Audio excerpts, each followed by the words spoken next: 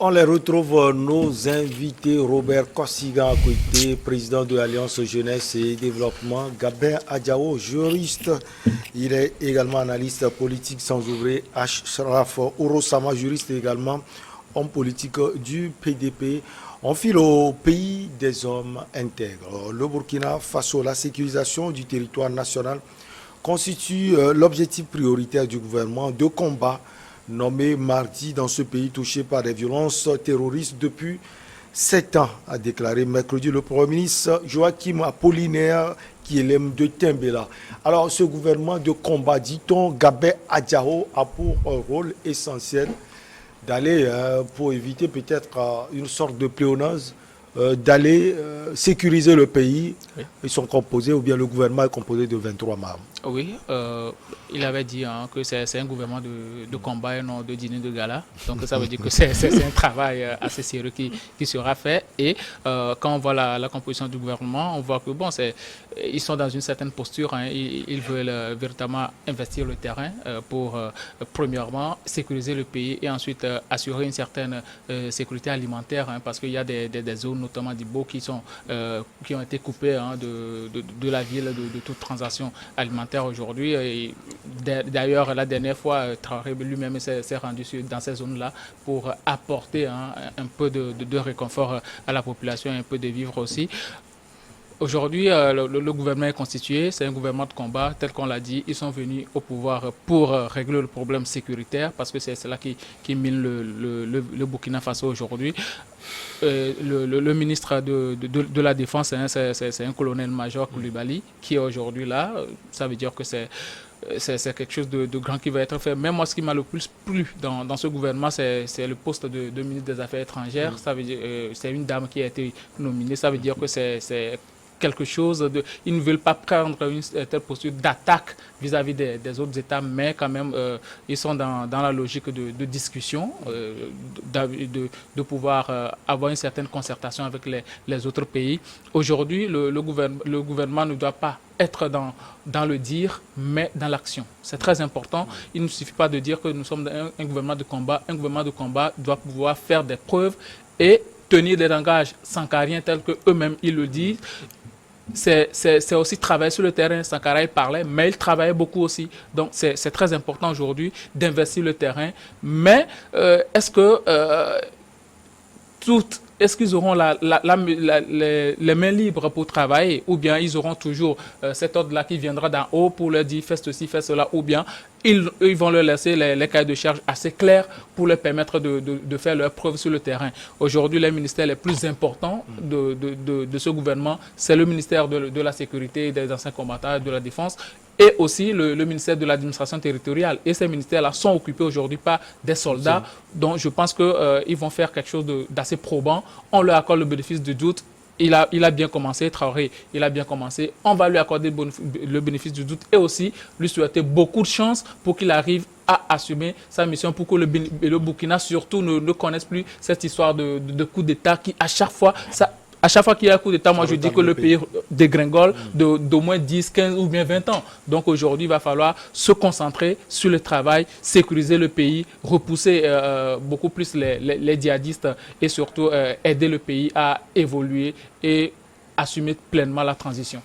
Gouvernement donc de combat tous azimuts, cher Ashraf Orosama, surtout combat sécuritaire qui va sans doute se faire sans Wagner d'un certain Prigogine, puisqu'on l'a vu l'autre fois, le président de la transition, Ibrahim Traoré, a lancé un appel au recrutement de 3000 hommes et surtout de 50 000 supplétifs dans le pays.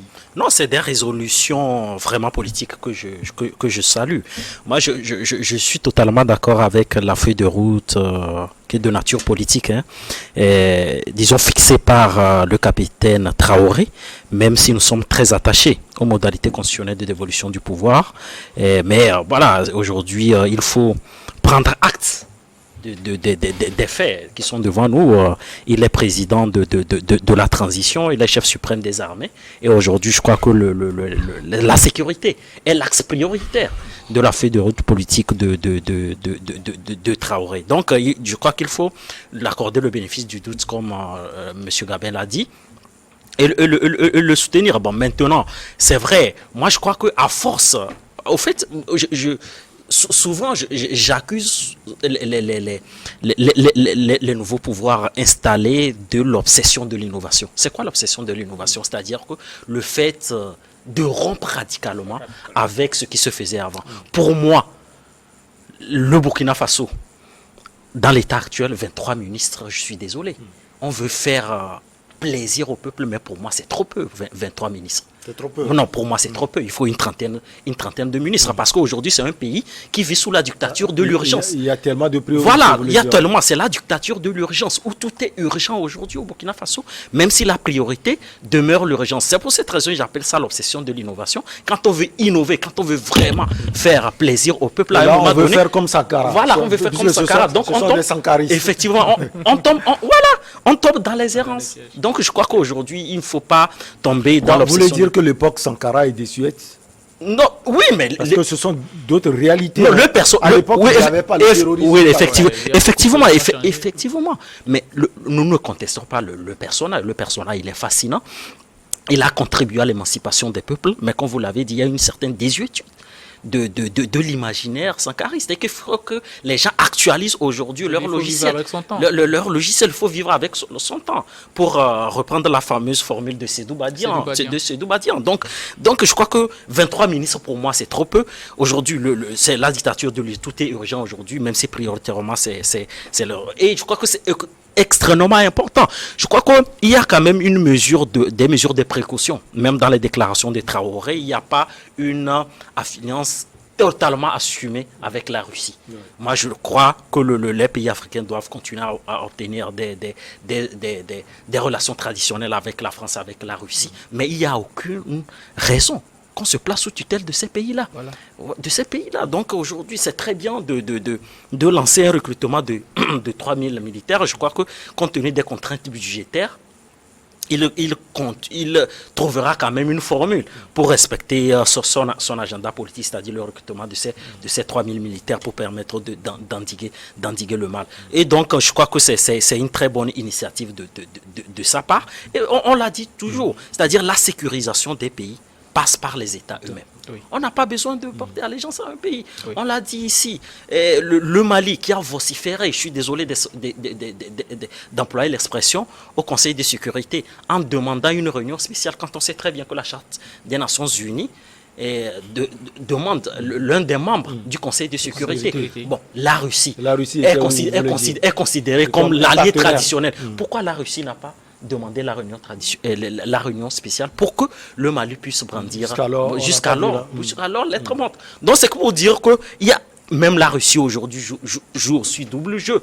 Donc j'appelle vraiment au centre de la responsabilité des Africains de ne pas être naïfs quand on dit oui, la Russie. Oui, il peut nous apporter, il a un apport considérable à nous apporter comme dans les années 60. Mais il ne faut pas vraiment jouer à l'aveuglette et la situation sécuritaire aujourd'hui et le Burkina Faso se trouve dans une situation très délicate et si on veut sécuriser les pays, je crois qu'il faut recruter des fils vaillants, des hommes braves qui permettent aujourd'hui d'endiguer le mal. Et je crois que j'en suis voilà, de territoire occupé. Je suis vraiment, voilà, je suis persuadé que dans les prochains jours, voilà, l'intégrité territoriale qui est consacré constitutionnellement puisse être une réalité vraiment au Burkina Faso. Alors, Robert Kossigan, à côté, l'idéologie sankariste reste l'âme de ce gouvernement. On le voit à travers le président de la transition, le chef Poutis, il faut le préciser, Ibrahim Traoré, et son premier ministre Apollinaire Joachim Kielem de Timbera et les autres ministres également. Vous pensez que quand on porte forcément l'habit de Sankara, on peut résoudre aujourd'hui les problèmes du Burkina Faso? Non, les temps ont changé. L'eau a coulé sous le pont. Même si Sankara revenait aujourd'hui en vie et prenait les rênes de Burkina Faso, je crois que ces discours doivent changer. Le temps où il faisait ces beaux discours, il n'y avait pas de djihadistes, il n'y avait pas de terrorisme, il n'y avait pas 40% du territoire burkinabé perdu. Et où règne la barbarie, les tueries, où les terroristes règnent en chef. Aujourd'hui, je crois que Traoré s'est laissé aller par ses soutiens de la rue. Ceux qui alors remuaient la rue quand Damiba était aux affaires, ce sont ces mêmes personnes qui s'est fait entourer. Maintenant, aujourd'hui, on ne peut que leur souhaiter bon vent, surtout sur la sécurisation du pays et la sécurité des biens et des personnes et des biens. C'est ça l'essentiel. Mais le terrorisme a pris un grand pas au Burkina Faso, que même dans les familles, il y a déjà des terroristes. Donc, je crois que la stratégie ne sera pas seulement sur la guerre. Il faudrait aussi trouver les formules par lesquelles chaque famille peut alors faire revenir à la raison alors ces fils qui sont peut-être avec ces terroristes-là. La fois dernière, vous avez su, on a discuté ici d'une bombe artisanale qui a été placée dans une université au Burkina Faso. Ça voudrait dire que même les jeunes qui constituent alors, le fer de lance qui devaient alors assumer la relève de demain a pris fait cause pour les terroristes. Je crois aujourd'hui que ce n'est plus une histoire de Sankara, mais c'est plutôt un travail lourd qui sera et sur le terrain militaire et sur le terrain social. Maintenant, pour les 23 membres, pour les 23 ministres, moi je suppose que c'est pour ne pas sortir trop de sous pour leur entretien. Là, ils ont décidé de diminuer le salaire des ministres. Vous avez vu ce qu'ils ont constitué comme une assemblée constituante. Paraît-il qu'eux ne seront pas payés. Et les gens disent, voilà. Donc c'est pour faire une économie, pour pouvoir acheter les armes, pour combattre les terroristes. Mais ça va se faire avec tous les pays du Sahel et peut-être avec tous les pays de la CEDEAO. Parce qu'aujourd'hui, personne ne sait où se trouve le terroriste. C'est là l'histoire. Les djihadistes sont un peu éparpillés. Aucun pays ne peut se vanter de ne pas alors avoir affaire avec les terroristes aujourd'hui. On ne peut que souhaiter à Traoré d'avoir peut-être ce pourquoi d'abord il a fait ce putsch, il faudrait qu'il l'assume et qu'on retrouve une grande différence entre ce que Damiba a fait et lui, entre ce que Roch Kaboré a fait et lui. Il faudrait qu'on dise en son temps qu'au moins le terrorisme a reculé, il a pu reconquérir 20%, pourquoi pas les 40% même du Burkina Faso, et qu'il a pu alors repousser ces attaques ou ces djihadistes-là. N'oublions pas que au Mali, le résultat escompté n'est pas toujours atteint.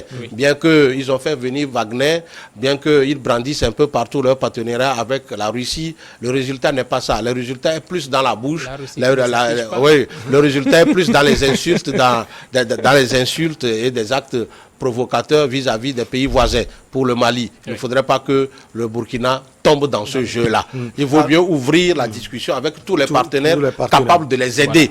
Voilà. Il ne faudrait pas insulter les présidents des pays voisins. Il ne faudrait pas alors avoir des clivages avec les institutions de la sous-région pour dire que voilà, on est militaire, on est lettré. Il faudrait qu'on dépasse ça pour parler paix, sécurité du territoire. Alors l'urgence se trouve finalement à tous les niveaux. Gabin Adjao, on a parlé de l'aspect sécuritaire, au niveau également de, si on peut le dire, au niveau social.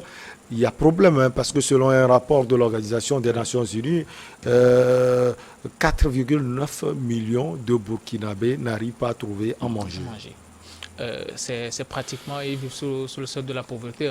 Donc, surtout au nord. Surtout au nord, parce que il y a eu beaucoup d'attaques que ces nordistes-là ont subi, et même le pont, tout ça, tout ce qui a eu lieu dans les derniers mois, c'est pas assez reluisant pour cette population-là. Maintenant, l'urgence est un peu partout, et il va falloir s'atteler au travail le plus tôt possible. Il ne faut pas être dans les invectives, dans les discours à n'en point finir. Il faut aller au travail. Et c'est ce que la population attend. C'est vrai, vous savez, la population souvent est naïve. On l'a vu lors du coup d'État, les gens brandirent les drapeaux russes. Et je vais encore revenir sur cette affaire russe-là.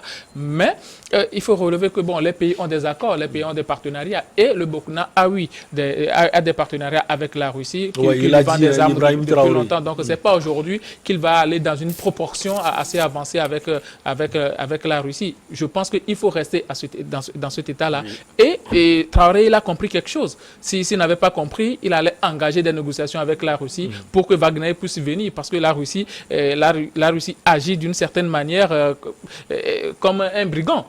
Il fait envoyer Wagner et puis lui-même se cache derrière. Si vous demandez à la Russie ou bien à la présidence russe aujourd'hui, si ils cautionnent Wagner, ils vont vous dire que c'est une société privée et c'est un Russe qui gère, mais ça ne concerne en rien la présidence ou bien l'État russe. Donc aujourd'hui, je ne vois pas si on va encore parler du Mali. Si le Mali évoque un partenariat avec la Russie... Non, pour le Mali, c'est clair, les Maliens ont toujours dit que nous traitons avec la Russie. Ils traitent avec la Russie, même mais si la Russie a dit presque le contraire mais lors de cette conférence de presse. Jamais, ouais. La Russie ne s'affiche jamais comme un partenaire du Mali. Donc aujourd'hui, je pense que Traoré, il a compris quelque chose.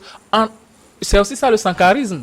Faire développer le pays par les patriotes eux-mêmes. C'est ça même, et c'est très important. Il fait appel aux jeunes de pouvoir se faire enrôler. J'espère que ces jeunes-là auront la formation nécessaire pour pouvoir apporter leur aide au pays. Et aujourd'hui, les ministres qui sont nominés, leur salaire, tout ça ont été diminués, mais quand même, je pense qu'ils savent ce pourquoi ils sont là. Ils vont aller sur le terrain, travailler pour que, premièrement, le problème de la famine soit réglé et ensuite, le problème de la sécurité. Donc, l'urgence, c'est un peu partout aujourd'hui. Traoré doit pouvoir faire très attention pour ne pas empiéter parce que le peuple n'est pas toujours patient.